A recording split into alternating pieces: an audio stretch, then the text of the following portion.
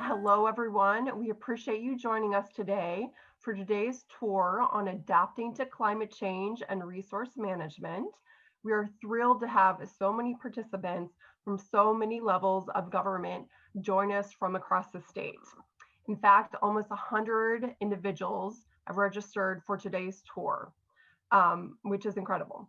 My name is Colleen Haley. I am CSDA's Public Affairs Field Representative covering the Bay Area, and I will be guiding you through today's tour along with our partner organization, the California Association of Resource Conservation Districts, and our district hosts from East Bay Regional Park District, Mount View Sanitary District, and the San Mateo Resource Conservation District.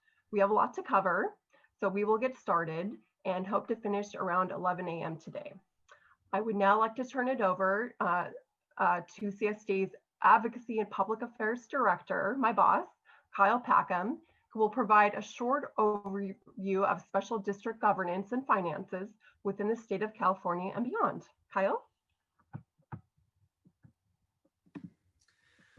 Thank you, Colleen, and thank you everybody for being here. Roman, if you could enable my screen share for just a second here, I'll go ahead and pop up a brief PowerPoint because I want to walk through quickly before you get into the real stars of our show, which are our district hosts. I want to walk through a very brief overview of what a special district is for anybody who might be wondering what a special district is on this special districts tour.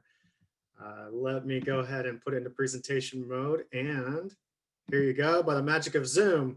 So special districts, we like to call them the most local of local governments, and I hope that you'll see why after this presentation. First of all, the way of best describing special districts is really to think of them by the service that they're providing, because that's what they are. They are local service specialists. That's where the special in the name special district comes from. And as you can see by this little infographic we have here, across the country, special districts provide about 20% almost of the United States local government services, including about 40% of utilities and about a third of healthcare, about 15% of fire protection, 23% of wastewater, 7% of roads, and 15% of rec and park, and so much more, including libraries, cemeteries, electricity, solid waste, ports and harbors. You're going to get a taste of that today from our first three presenters that you'll be hearing from in just a moment. They do operate in both incorporated and unincorporated areas. So in both urban, suburban, and rural areas, you will see special districts. They provide services anywhere where a city or county is not providing those services. And they provide services that the community wants provided through local control, and that the community wants provided in a focused, specialized way.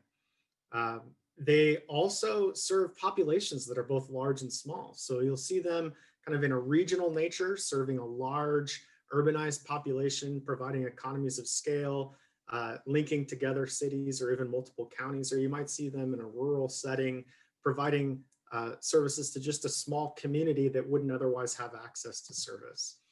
And so again, they deliver specialized services. It's right in the name. They specialize in service. They maintain a lot of critical infrastructure, both hard infrastructure as well as natural infrastructure that you're going to be hearing about more today from some of our presenters. They employ first responders and essential workers. The work that they do is of that essential nature. It's things like water and fire protection. And I think as you'll find today, even things like open space and parks have become really essential from a mental health standpoint, from an environmental management standpoint. There are about 30,000 special districts throughout the country. And right here in California, we have about 2,000 independent special districts. These local governments are created by the people that they're serving. They're governed by those people. They're overseen by those people. Legally speaking, they're known as subdivisions of the state. That's the same terminology that's used for cities. And so if you were to look it up in statute, special districts are subdivisions of the state of California, just like cities are. They are authorized through enabling acts in statute. So it's state statute that sets the context, that authorizes the existence of the special district, but then they're formed through a local process. So let's talk about that process. It's an open and public process. It's typically through an agency called the Local Agency Formation Commission. There's one in every county. And they have an open and public process where they invite stakeholders in, they conduct a review, and ultimately at the end of the day, it's the people that the district is serving that have the final say. And typically, if the special district is going to charge taxes or fees, there's going to be a vote for those taxes and fees because all special district revenues are approved by voters in one way or another. There are times where special districts are created through a special act or through the state legislature directly. So of the 2,000 independent special districts, about 140 or so are created through special act legislations where they're so special that the state legislature creates an act just for that district. They are governed by a public board of directors. In most instances, that's an elected board of directors. In some instances, it's an appointed board of directors. And if that board of directors serves a fixed term and is not ex officio, then it remains an independent special district. Or if that board of directors serves at the pleasure of the appointing authority, then it's what we call a dependent special district. But what you need to know is that most independent districts are served by an elected board. And for the most part, those boards are, again, elected. And in all cases, they are public boards serving at the pleasure of the people. They are subject to all the state's sunshine laws. So things like the Brown Act, the California Public Records Act, bidding thresholds, et cetera. All of those laws are required. They have to have regular audits. They have to submit financial reports to the state controller that go on the internet. They submit compensation reports to the state controller's office that go on the internet. They go above and beyond virtually anything that's required of the state or of other local governments. They are also, we believe, quite responsive, accessible, and accountable. And why I believe that and what we like to explain is that when you have an issue with, let's call it, the playground at a particular park, if you were to go to the Recreation and Parks District and talk about that slide that's too steep or that swing that's too low or whatever it may be, that board of directors, that general manager probably knows very specifically that park, and it's a significant part of their portfolio and their focus. It's their mission are things like that playground at that park versus a general purpose government that might have many, many, many competing factors. It's a small part of many things that they're worried about, and maybe not the most important thing at that point in time. And so the responsiveness that you can find from a specialized service can be quite high, as well as that local nature of it, where you're going to bump into these leaders at the local grocery store, at the post office, at places like that. Well, when we used to go to those places in person, at least. A little history of special districts that I think helps explain it a bit more is the first special district here in California, at least, was the Turlock Irrigation District in 1887 down in the Central Valley. And that district was formed when a group of farmers decided, hey, if we came together, we'd be willing to tax ourselves if we could elect a board to oversee that and run it and make sure it does exactly what we want. And we'd be willing to pay more so that we could have reliable water. Let's do this. We have a need. Let's fix that specific need. Let's put an agency in place that will focus on that need. And that's why we sometimes say, if you didn't have special districts, you'd probably want to create them, because they're able to fix specialized needs in a specific local way where people are willing to buy into that from a local perspective and get the job done. And so that's a kind of a microcosm of what you've seen elsewhere, whether it be mosquito abatement districts that started with Marin Sonoma Mosquito Abatement District in the Bay Area, back when the Bay Area had a malaria issue. Anything like that, where you have a need that arises, let's solve that problem in a focused, specialized way. The number of special districts really grew after World War II as California grew. And as the population grew, the baby boomers and everything else, there was an expansion of communities, an expansion of population, and need to serve those communities. And special districts can be nimble, can be established, and provide those services quite quickly and in the way that's needed. And so they grew in number. In the 70s, that number really started to taper off for two reasons. One, the creation of LAFCOs, of local agency formation commissions, in order to better control the growth of local agencies and the formation of them and dissolutions and consolidations, which has been a good thing to ensure that they're efficiently and effectively providing services, as well as Proposition 13, which put a hard cap on the amount of property tax revenue that really limited the amount of money that could fund these types of services. And so you had a stabling off in the number of special districts. And over the last 10, 20 years, there's actually been about a 5% decline in the number of special districts, even though they're serving more people. The population of California has gone up by 20%, and nationwide, the number of special districts has grown by 10% over that period. But they do continue to evolve with the needs of people, whether that be consolidating as a community grows and urbanizes and there's a need to consolidate, or whether that means starting a new district, for instance, to help comply with the with SGMA, with the State Groundwater Management Act. Special district funding comes from one of two sources. Typically, it's either enterprise revenues or non-enterprise revenues.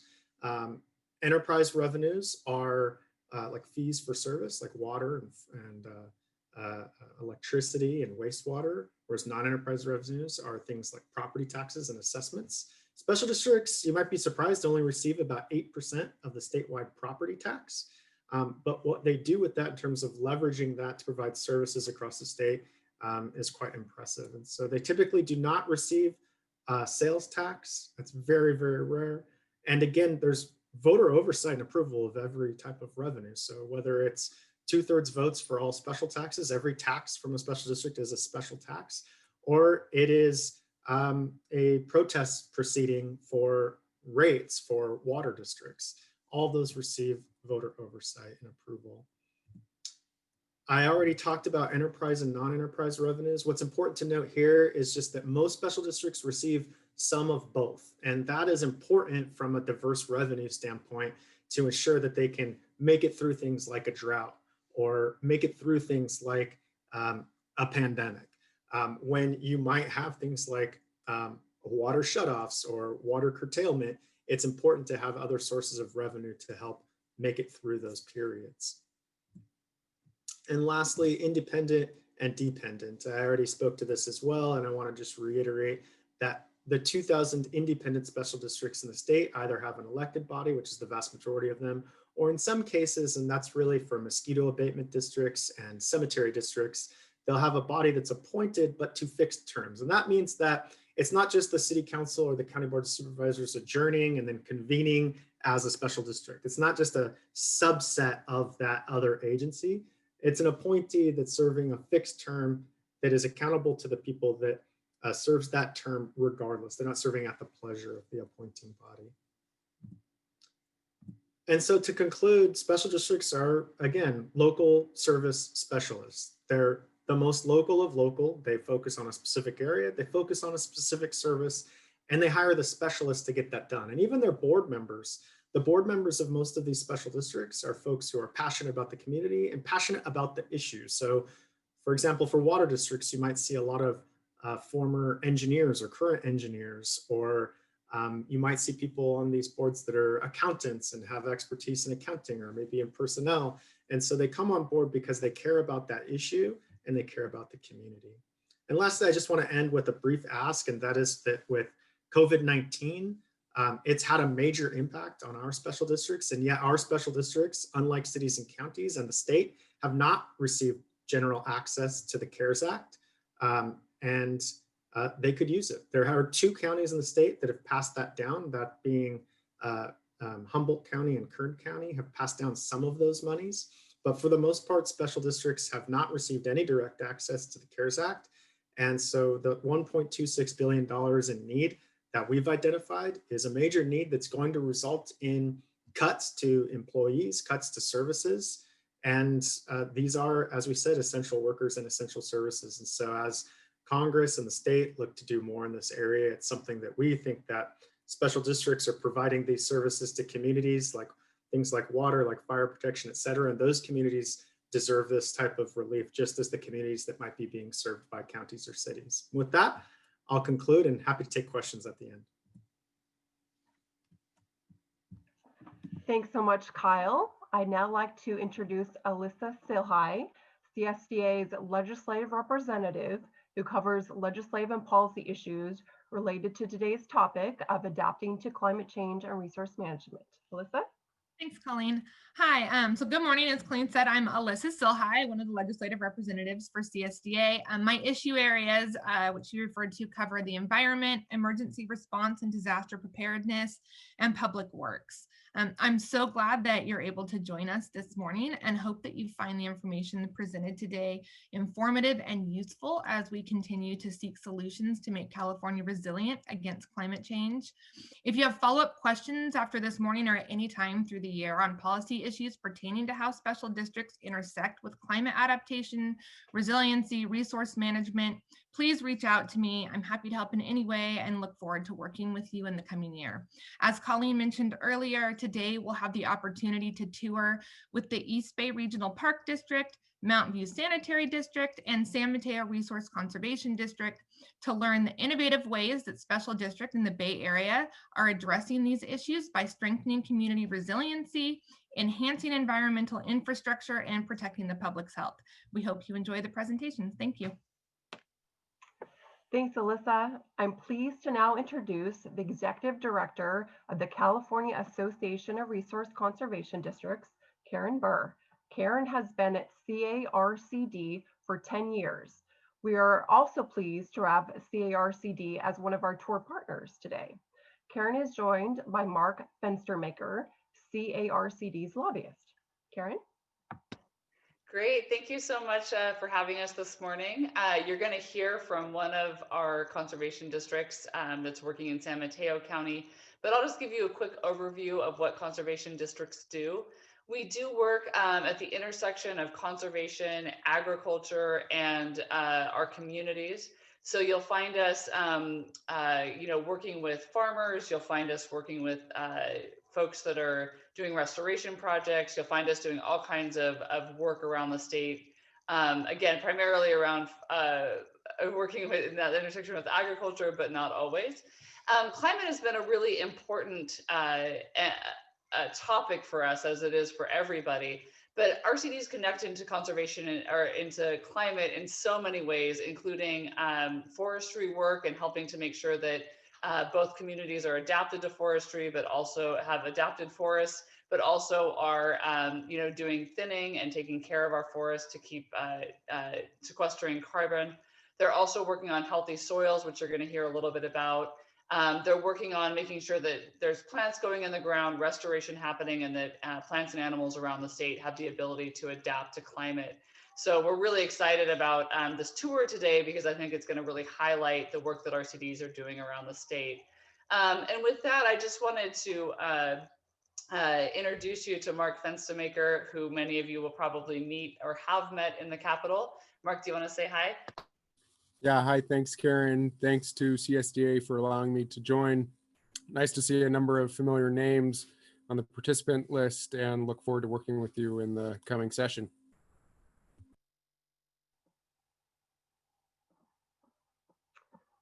Thank you, Karen and Mark. Unless there's anything else you'd like to add, we will now begin our virtual tours.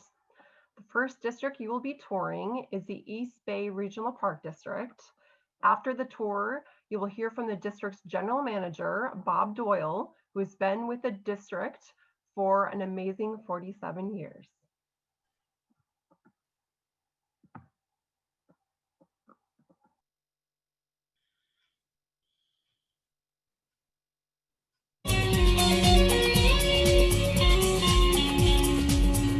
Since its creation in the depths of the Great Depression, the East Bay Regional Park District has grown beyond perhaps even the wildest imaginations of its visionary founders and has become one of the Bay Area's finest and most beloved public assets, with a bright future ahead and a lot of work yet to do as our population continues to increase and diversify and our climate warms up. And Bob Doyle is back, the General Manager of the East Bay Regional Park District. And Bob, you know, you are dealing with all kinds of hopes and dreams and challenges in the years ahead. Let's start with, you know, making these places as accessible successfully as possible to absolutely everyone. What are your hopes and what are the challenges you face? Well, we kind of started that way. We're not a one gate entrance park system. We're permeable. And so neighbors have access. They can go and get the parking, you know, go through the parking, but there's a trail system here that provides access everywhere in the system. It's unique in the nation that we're so accessible. That challenge is also a challenge for us too. We've got so many people coming to the parks. It's a good problem. It's a popular place. Everybody's got to be able to help us. We can't just say they're taking care of it. So they want everybody to be able to have access to it, no matter where they live, to have these are their parks. Absolutely. And yet you have to manage for a lot of popularity. You also have to manage these wonderfully conserved lands that you have protected in a world of a changing climate. And what are the challenges there? Well, now we're the largest park district in the nation, and we have 122,000 preserved areas. We've been so successful in conservation, but we need to deal with the challenges of the future, increased population and climate change. And climate change is our shoreline, bigger storms, bigger waves, more erosions, more flooding. And in the hills, all our beautiful ridgeland parks, it's fire and managing fire. And how do you plan to manage for fire? We can't just leave it alone. We have to get in there. We have crews. We have our own fire people who are experts in dealing with fire. We're not talking about cutting trees. We're talking about cutting brush. You know, the brush grows back after these forests were originally cut or in some cases planted. And we need to thin those forests so that ladder fuel doesn't go up and burn these beautiful trees. And you need we the people, to be involved with you as part of your team. Neighbors, cities, other agencies really need to do their part too. And down on the shoreline with rising tides and storm surge, what's your strategy there? Well, we've acquired 55 miles of San Francisco Bay shoreline. It's amazing, and that's all accessible with our Bay Trail and the wonderful access.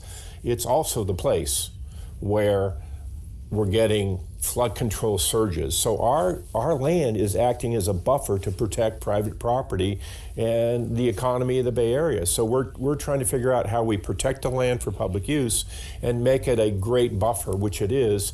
Marshes buffer big storms, shoreline wetlands behind levees can collect water and release it slowly rather than flooding. So there's a lot to do to protect the shorelines, give us public access, and 85 years from now, let's get together and see we can celebrate even greater success. That will be great. I'm looking forward to it. Okay.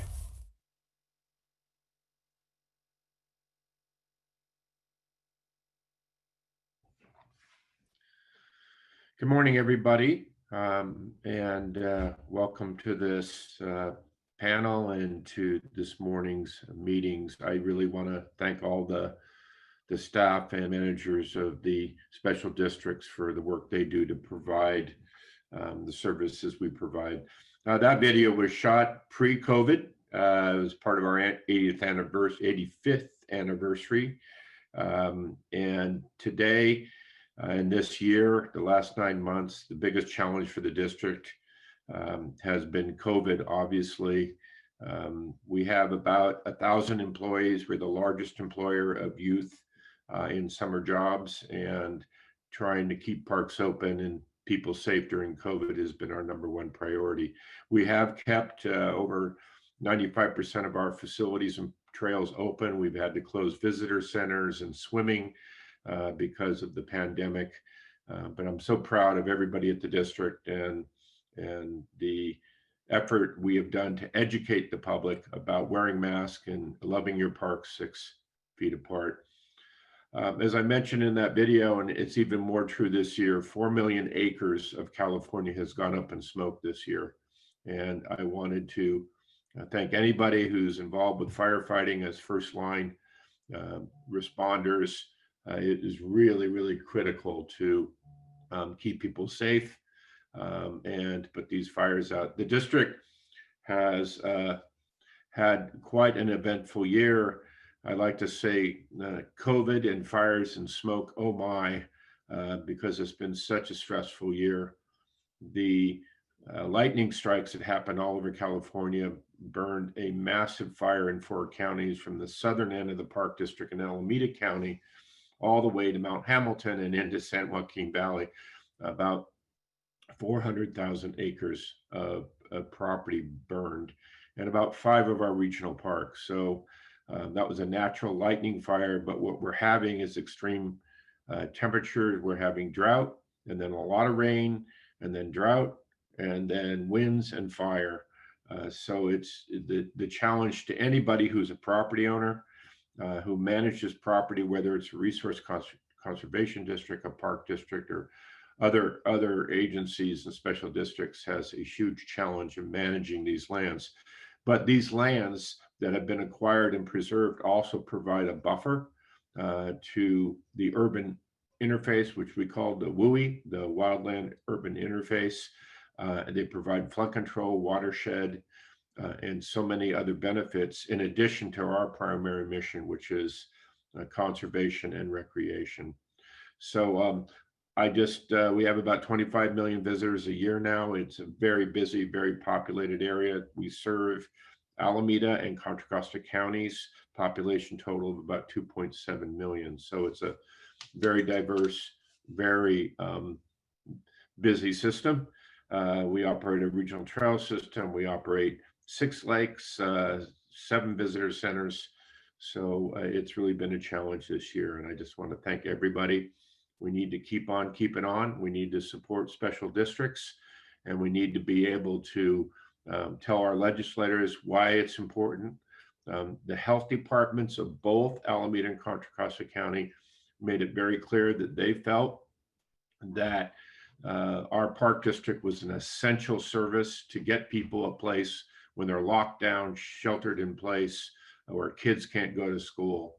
And so I think that this is really a challenging time for special districts, but also a very important time to let everybody know the service we provide, and that we are an essential service for mental and physical health, and for relief of families to stay healthy and to get outdoors, but stay 6 feet apart and wear a mask.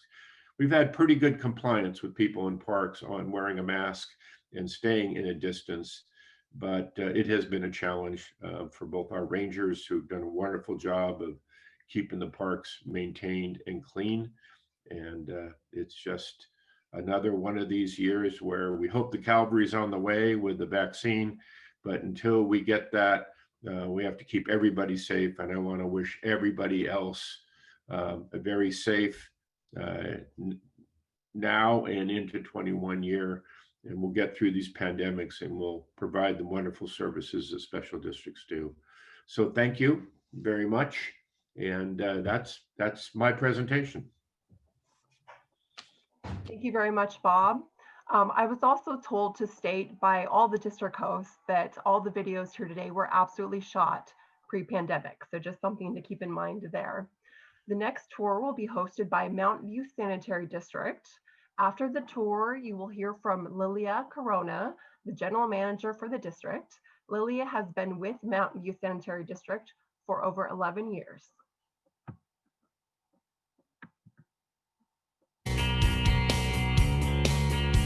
The sanitary district treats wastewater for our approximate 19,000 customers. But what makes Mountain View Sanitary District unique is that we also manage wetlands. Mountain View Sanitary District treats about 1.3 million gallons a day of wastewater from homes, schools, and businesses in the local community. We treat it to standards that allow us to be a shallow water discharger, which means instead of sending our discharge out to the bay, we're able to put it into this marsh, which is quite shallow. Our district was the first on the West Coast to use treated effluent to reclaim habitat through the use of marshes. We have identified 70 species of plants, over 125 species of birds, probably as many as 20 mammals, and they all depend upon this marsh. Moorhen Marsh and McNabney Marsh provide opportunities for the community, as well as educational opportunities for school children to learn about the environment, the benefits of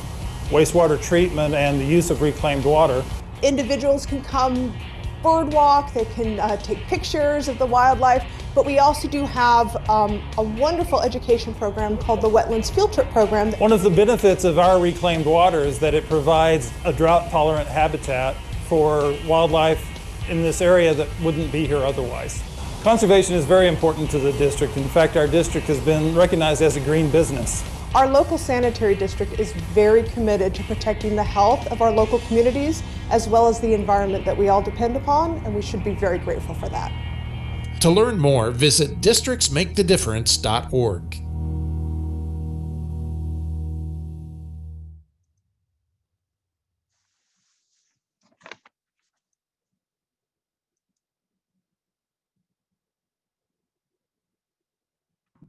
Lilia, are you Hi, available to I'm give us just, your presentation? I don't know what happened to my, there we go. All right.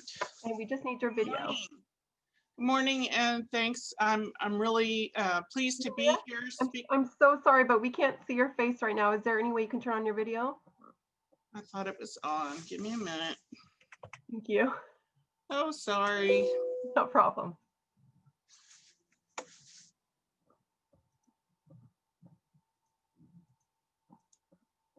Everyone, I'd like, oh, go ahead. Go ahead. I'll speak later. Thank you. Good. Your turn.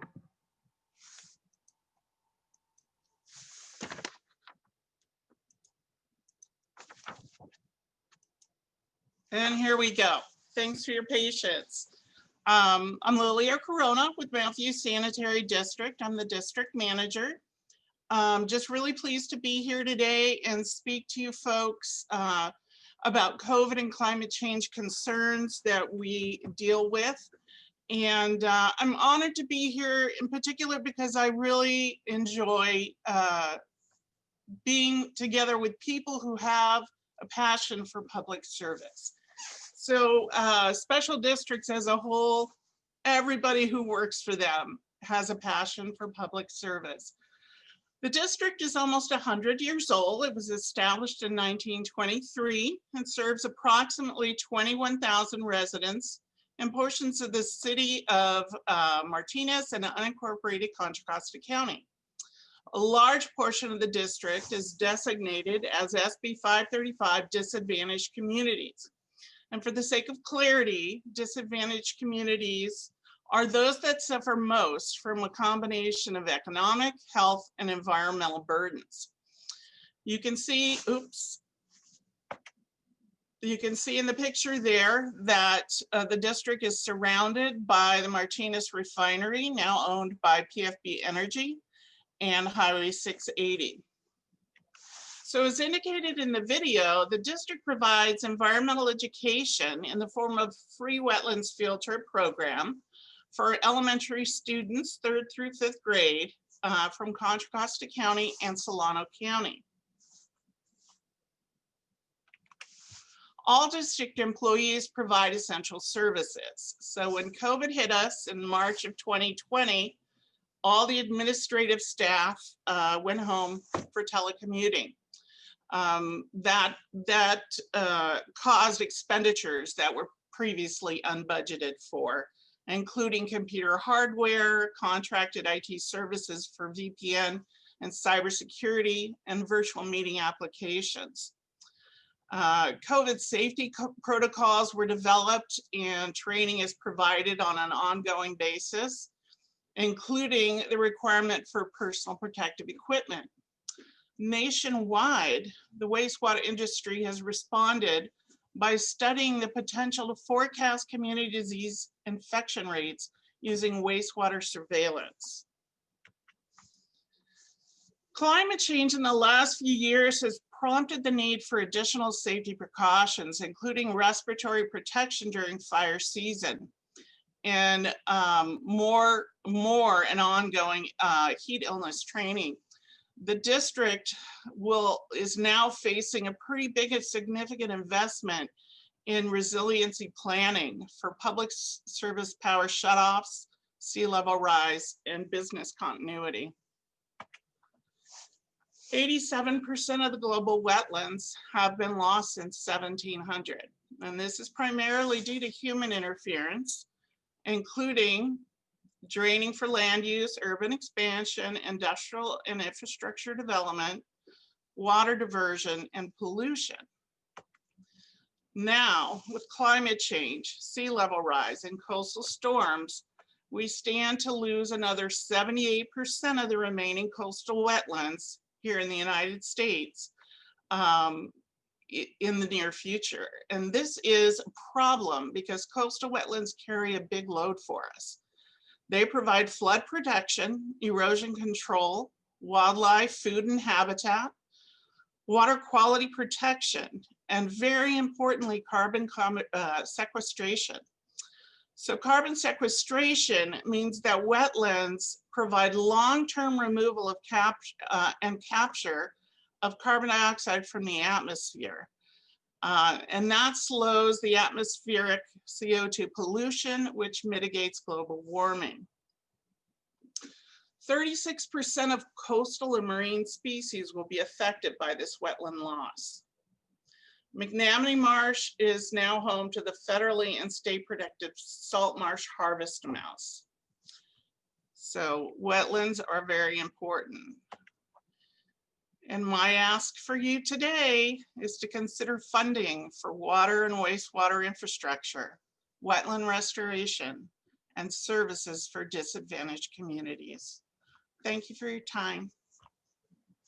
Thank you very much, Celia.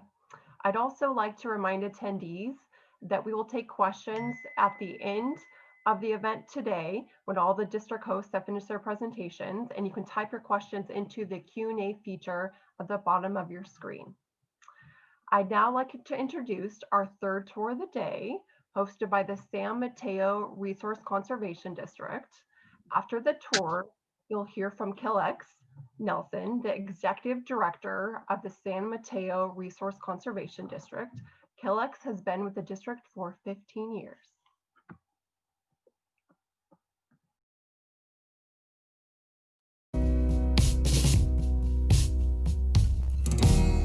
The Resource Conservation District is a public agency that exists for the purpose of helping people manage the land. And we work in primarily western half of San Mateo County. We help any kind of partner best manage their natural resources, whether it's water, wildlife, climate change, agriculture. We're there to help. We work with farmers and ranchers, people who live in subdivisions, the county and cities, with advocacy groups. We work with anybody who wants to do voluntary conservation to best manage natural resources. If they want to do it, we're there to help. The history of the RCD is really fascinating. We were an outgrowth, really, of the Dust Bowl crisis, when the federal government realized that there was a need to manage soil as a national resource. In the 1930s, we were concerned with some flooding in the town of Colma and soil theft on the coast used to make backyards in San Francisco. And now we're working with people on things having to do with endangered species, removing greenhouse gases from the atmosphere, and monitoring water quality. The RCD has been a great partner in all of the stream restoration projects we've been doing. The RCD brings people together over their common concerns for healing the damage we've done in the past. The Resource Conservation District helps San Mateo County, and it specifically helps landowners take care of the land.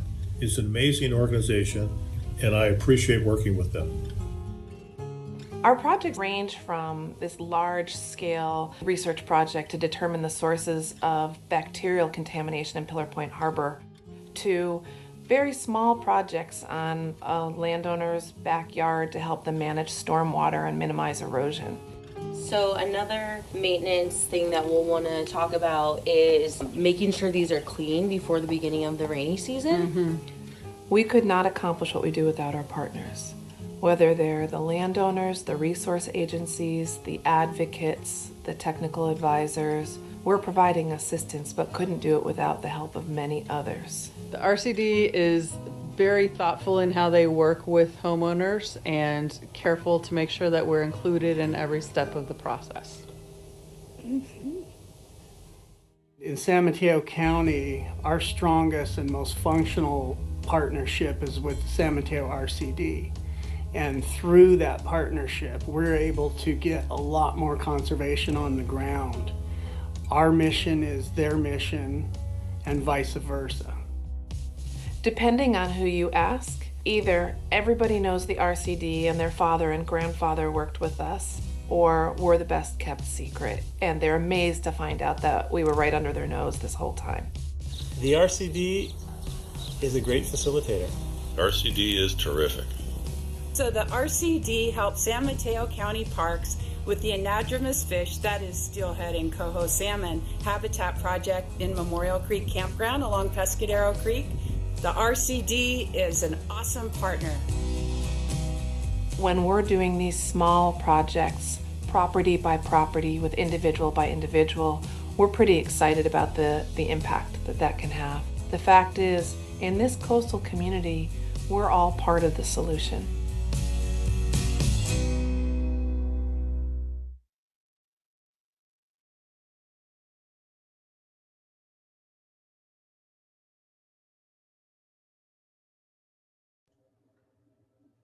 Colleen, shall I jump in and share my screen? Okay, I will do. Hello, good morning, everyone. I'm very excited to be talking to you about the RCD. It's one of my favorite things in the world to talk about. I'm going to attempt to share my screen here. Give me one moment.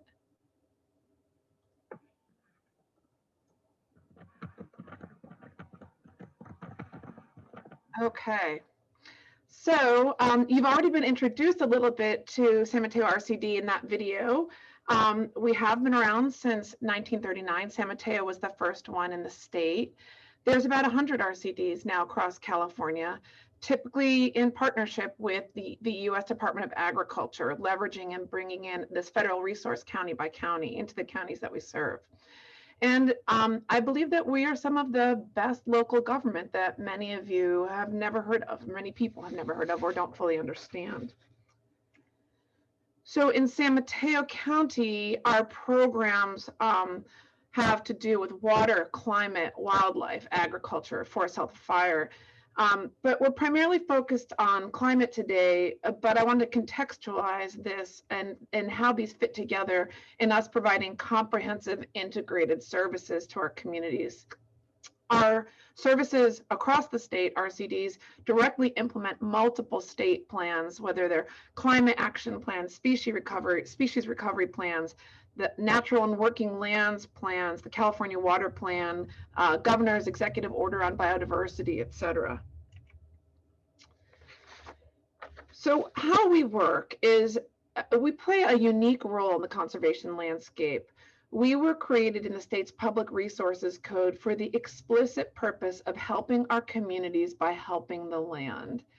This model is actually what made me move from nonprofits to government.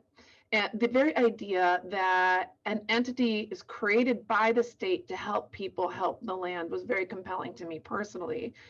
We don't regulate them, we don't punish, we don't sue. We are there to help and win people over to conservation or support them in conservation through win-win solutions. And we have very diverse ways of doing that. We're very nimble organizations, but they basically fall into technical assistance to individuals or entities, conservation projects, education, and outreach. All RCDs are non-regulatory and provide confidential assistance. We're able to work across public and private lands, and this provides unique opportunities to work at scale. We can get invitations from people who are not typically about to invite government onto their land. We can work across the aisle with very diverse stakeholders to address the scale of threats that we face, such as climate change, drought, flooding, wildfire, and species extinction. As an example, on this slide, upper left was a program we did with Spanish-speaking farm workers regarding water pollution and water conservation and irrigation efficiency. In the center on the top was a forum that we held for farmers, ranchers, environmental advocates, and academic researchers on the use of pesticides. On the lower left, you see university students that we regularly bring out in the field to make sure that their academic knowledge is grounded in the realities of what it is on land.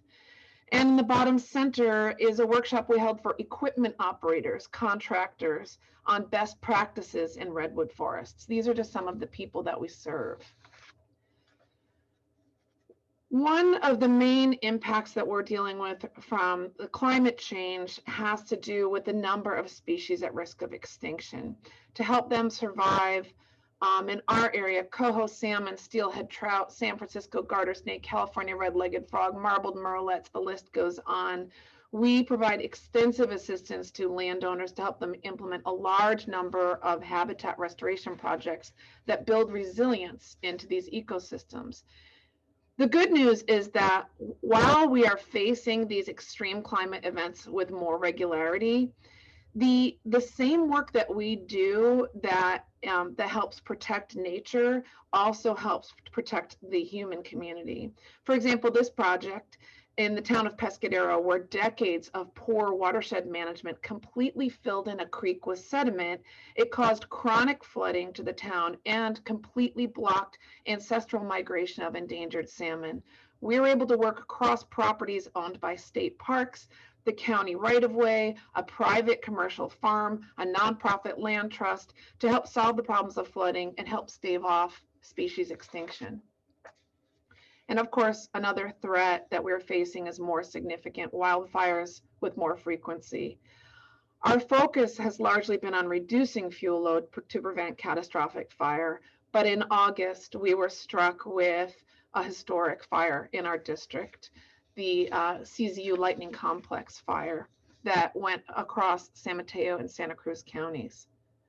We hadn't anticipated assisting with response, but one of the things about our district being very nimble is that we already had crews out doing a conservation project that were certified by CAL FIRE and could respond to the fire.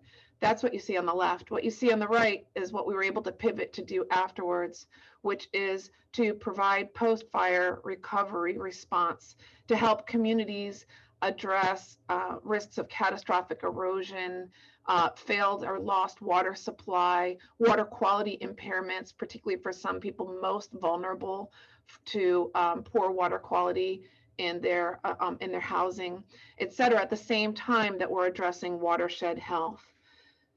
We're working with the state, the county, hundreds of landowners in the aftermath to help prevent additional catastrophe. Adapting to climate change, building resilience, accepting the inevitable is not enough for us, certainly not enough for me, and hopefully it's not enough for most of you. Much of our work aspires to literally reverse climate change. And agriculture actually has the potential to draw carbon dioxide down from the atmosphere and store it back in the healthy soils and vegetation from which it came in wetlands, stream forests, grasslands, and more. This is the basis of the Healthy Soils Program of California, for example, is to incentivize these kinds of actions. This is the bottom of the screen is an example of a carbon farm plan we developed for a local ranch in our district called Tomcat Ranch to help them draw down carbon dioxide, build watershed health, build ecosystem health and habitat resilience while protecting protective yields for the ranch.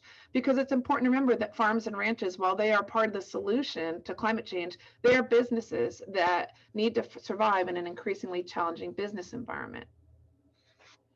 We've completed 9 of these carbon farm plans in our district alone, which when implemented equate to removing and sequestering over 1,200 tons of carbon dioxide annually. That is equivalent to 268 cars on the road or over 3 million miles driven per year or 143 homes energy use.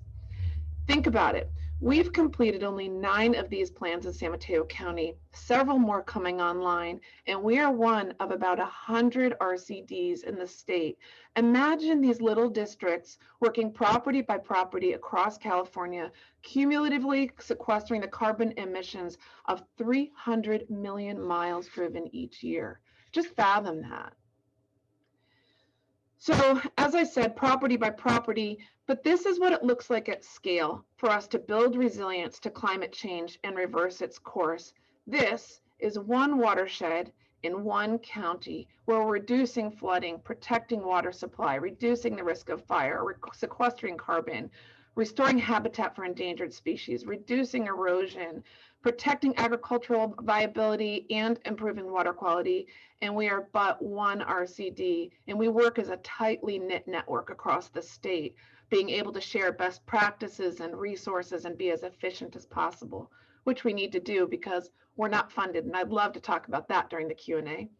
So the potential benefits to California are absolutely enormous, as RCDs serve as local hubs for conservation of any type across public and private lands. Thanks so much.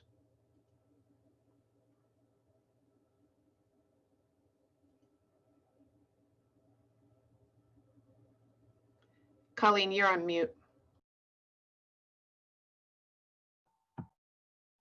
Thank you. It stuck there for a second. I apologize about that. Thank you so much for all of our district hosts for their excellent presentations. Roman will now put up the poll you took at the top of the hour. And if you see that, please go ahead and click through it, and we'll see if your initial responses have changed. Also, there is still time to type in your questions in the Q&A chat box if you hadn't had an opportunity to do so at this point. After that, we will get through the questions in the next 10 minutes or so. We'll just get through as many as we can. We do have some initial questions though, so I think I will get started with those, if you wouldn't mind. First of all, these questions are addressed to all the district hosts here today. So please feel free to jump in when appropriate, and we'll just handle that on the go. The first question is, how has your district been impacted by COVID-19? So this is a question for all the districts that feel comfortable answering that here today. Please take it away. I'm happy to jump in. First of all, there's caring for our staff, which is challenging. We are all working remotely, which is antithetical to doing field work and providing technical assistance on people's properties, which is also challenging. Then responding to fire required that we be in person on properties, and some of the things that we need to do to help with post-fire recovery, some of the best practices were contraindicated with the practices for COVID-19. We had significant new costs, and of course the federal relief did not go to special districts, and we didn't have the kind of funding to be able to cover that.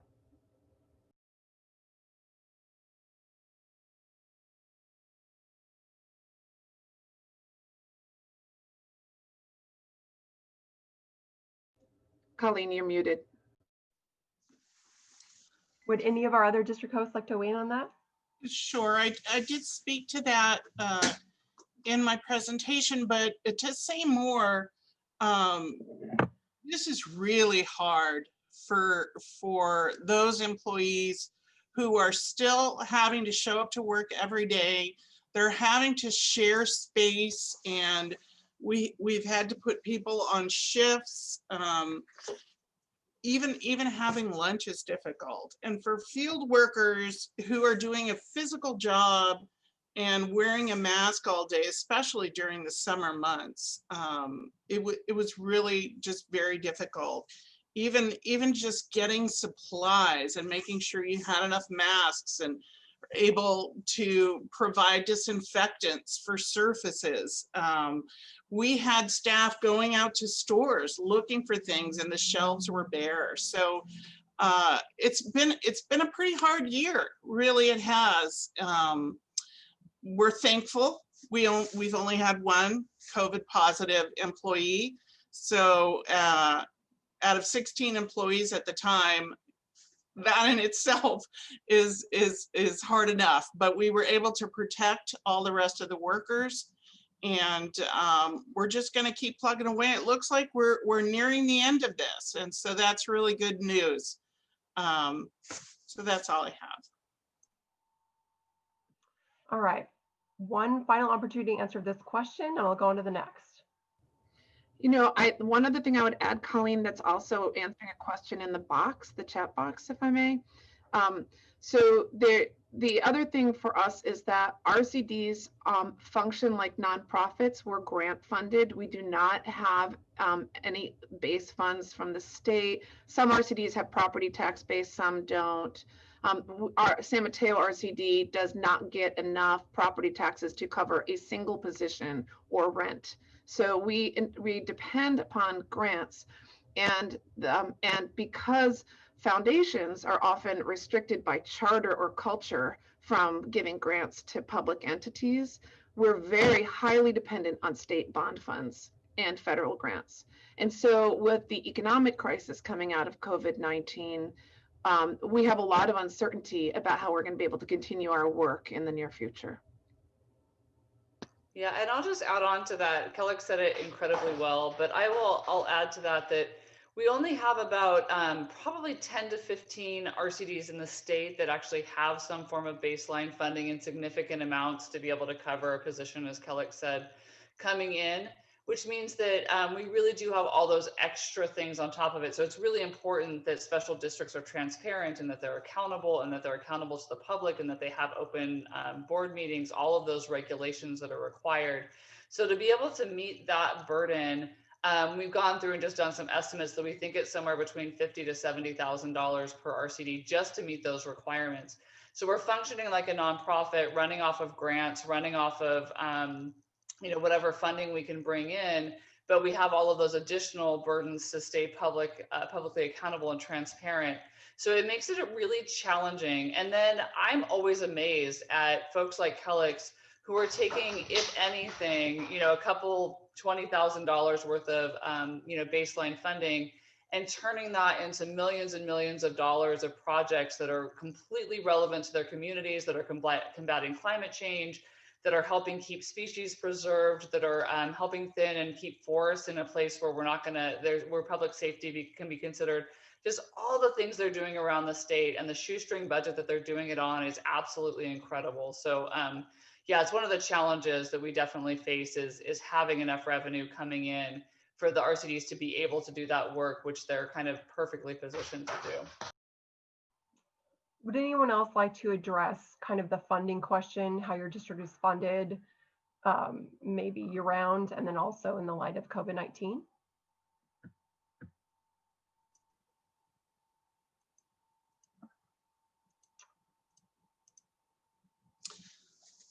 Hi, the Mount Sanitary District is an enterprise fund. So we're funded primarily, almost 88% of our funding comes from fee for service, and that's collected on the tax roll.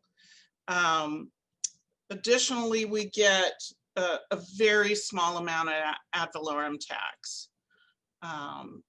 And so that's where our funding comes from. That becomes difficult at a time when we have an incredible amount of infrastructure repair and replacement to do. A small rate base can't adequately provide funding for major infrastructure repair. And that happens simply because we've been around for so long. It's time to repair underground pipes and treatment units and upgrade technology as well. So that's how we're funded. Excellent. I see another question here. This is for all the districts. Specifically, what is your priority right now in terms of climate adaptation, and how can the state help? As a reminder, we have a lot of state representatives and their staff on the line right now. So if you have any specific ideas, if not just any specific plans you have right now, they would probably be very interested in hearing about it, may even be able to help. So are there any districts that have any specific climate adaptation plans that you could share kind of in a nutshell right now?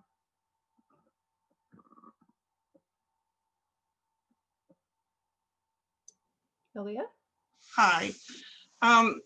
So I mentioned McNamee Marsh. McNamee Marsh is co-owned by East Bay Regional Parks and Mountain View Sanitary District. We're surrounded by infrastructure, industrial infrastructure, and the marsh is in desperate need of restoration.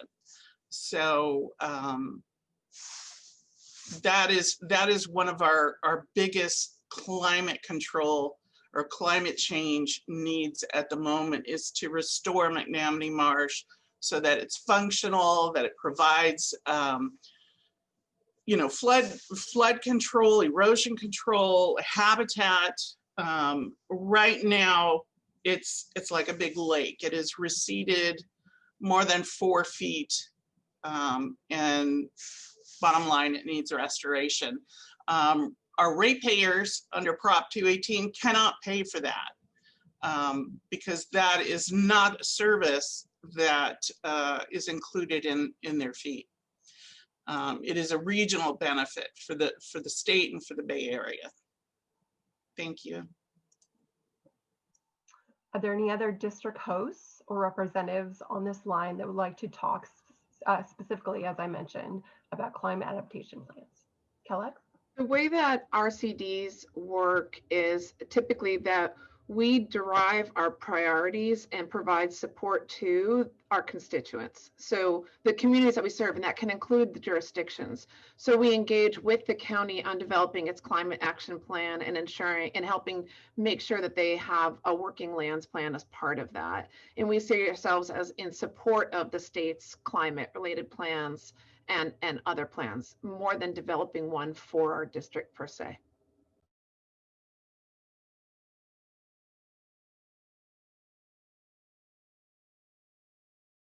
Thanks. And I'll just add to that and say that we are doing almost every project that we do within the RCDs do, whether it's restoration or it's local planning. Almost all of them have a carbon element to them. So the RCDs may not have specific carbon plans. In many cases, they do, like Kellogg's mentioned, where they're actually connecting with the cities and counties to create that carbon focus. But where they're not, they're doing projects that constantly have a carbon focus, and they're making sure that as they do restoration, there is that carbon component to it, so it gets built into every project that they do.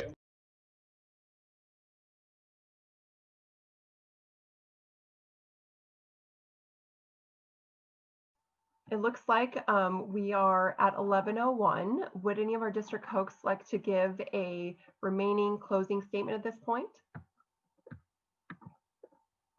I know we covered a lot today already. Well, sure, I'll do it. Come visit your RCD. Come see what they're about, understand. And also, when you see an RCD in an area that you work or serve, having difficulties, invest in their capacity, please, and get to know more about us. We are really great mechanisms for delivering state and local goals. Thank you. Excellent, thank you. Lilia? And I would like to chime in and say, yes, come and visit us too. We can give you tours of the marshes and the treatment plant. And I just want to say that, I really appreciate your service to our state, and these are difficult times. And I think you can see that we're all struggling under the current crazy conditions that we have. And I just want to encourage you and say, go for it. There's a lot on the table, but you guys can do it. Thank you for your service. Thank you very much, Lilia. All right, well, with that, I think it's time to say so long to everyone. Thank you each and every one of you for being part of CSDA's virtual tour today, and have a wonderful day.